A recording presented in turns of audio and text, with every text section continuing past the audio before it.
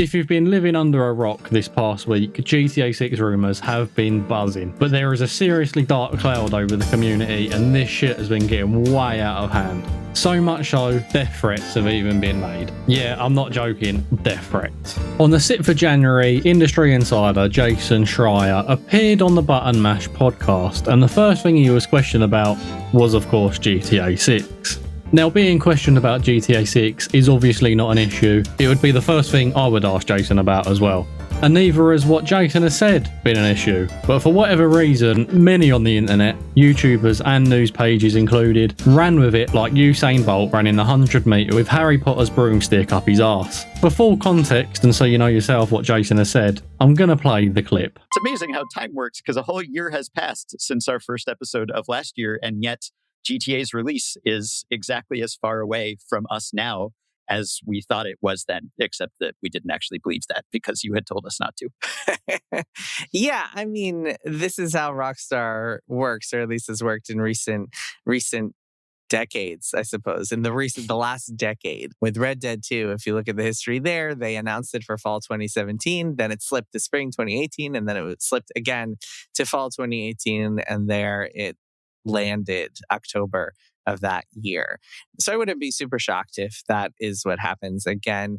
This time around, this is a big and complicated game, and the last I heard, it was still not content complete. That is to say that people were still finishing things up, still finalizing levels and missions and seeing what's going to make it into the game. Typically, the way that game development works, you have your feature complete, your content complete, your bug testing phases, and there's a lot of kind of boundaries blurred along the way in all of those different stages. But they are still making stuff, and we'll hopefully be done with that soon and just have a whole bunch of time for fixing bugs. But even during those phases, there's always someone who wants to sneak in some last minute stuff. So it's really hard to say. In other words, it's really hard to say right now.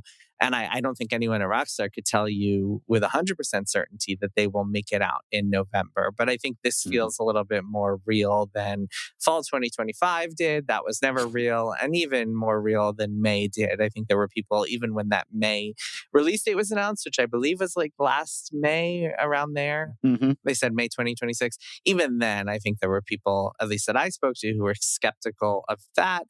And I think people feel like this might be a little bit more solid. But it's game development, right? It's so complicated. And with a game like this, the stakes are so high, they really can't settle for anything less than perfection with this release, because there's so much riding on it. The entire, the stock of Take-Two lives or dies on this game. Every time this game slips, their shares drop 10%, I should say. So yeah, it's not something that they will release in any sort of compromised state. So even if it comes to like October and they're like, the game is not 100% ready, I suspect they would rather slip than release it. And then one more thing I'll say is that their fiscal year, which is when they handle all their financial reporting, that's kind of the most important part of the way that scheduling works in the finance world, is they all pay attention to fiscal years. Their fiscal year ends at the end of March, so they do have a little bit of buffer. Obviously, they would want to be out for the holiday season and Black Friday and all the beautiful Christmas sales that they always do. But I think they have a little bit of buffer to next March if they still want to release the game within the fiscal year. So it does give them a little bit of breathing room. Now, for whatever reason, people online have taken this as gospel that GTA 6 is going to be delayed. All because he said that the last he heard, the game is not yet content complete, but that the game coming out in November 2026 sounds more promising than last year's given date. Well, no fucking shit, it's not going to be content complete. The game is still 11 months away. RDR2 was still doing motion capture for the game in August before release in October. And yet people have gone on to email Jason with death threats. Fucking death threats. Because people have taken it that he said it's going to be delayed, when in no way, shape or form did he even say that. And this goes out to all the clickbait shithouse wankers like Gaming Bible, Lad Bible, and Screen Rant for posting up articles scaring people into thinking it's going to be delayed because Jason said it's not content complete. You're writing bullshit articles trying to get people to read just for you to contradict yourself 2 days later. I mean, look at this shit from Gaming Bible. GTA 6 leak reveals game isn't content ready. Third delay likely. And then the next fucking day, they're telling people to calm down and that a third GTA 6 delay isn't likely, and here's why. Wanting people to click on their horseshit article full of wanky adverts. And then even better, if you take a look at this, they have a whole page dedicated to GTA 6 news. Well, apparent news anyway, we'll call it. And we've actually had no fucking news since Trailer 2 come out. So how many more articles can you pull out of your soggy, smeggy asses to try and get people to click? It's honestly fucking ridiculous. And what is even more ridiculous is the people that buy into this shit and twist the words of what's being said and then want to go on and send the guy death threats based on shit he hasn't even said. Like, what the fuck is that all about? And what's even more mind-boggling is the fact that Take-Two's share price actually dropped 4% since all that fuckery had started. Now, since this has happened, I've reached out to Jason to see if he could give me any sort of comment to the channel or any info on GTA 6 that we might not have heard of, so we can get straight to the facts. But he, of course, was a little bit reluctant to speak any more about GTA 6 because of the backlash, but he did post an article on his page on Blue Sky, and he goes on to say, on Thursday, rumours began to mushroom across the internet that the highly anticipated video game GTA 6 was going to be delayed again. On Polymarket, chances of a delay spiked, while shares of Take-Two Interactive, the company behind the game, fell 1.7% amid all of the feverish conjecture. Now, I know it says here 1.7%, but I've since seen it did actually drop 4%. I'm not sure what it is now, but it had dropped 4% at one point. But anyway, carrying on. This was a surreal experience. After all, the source of these rumours was me, despite the fact I had not reported that the game would be delayed. GTA 6 was first announced for fall 2025 before slipping to May 26 and then again to November 19th, 2026, its current planned date.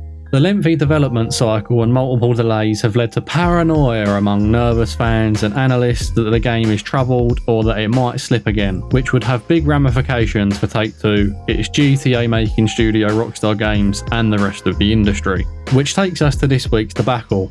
On Tuesday, I appeared on the Ringers Gaming podcast, where host Ben asked about my level of confidence in a 2026 release date for the game. I said that I wouldn't be surprised if GTA 6 followed the same pattern as Red Dead Redemption 2, which was also delayed twice before finally landing in fall of 2018.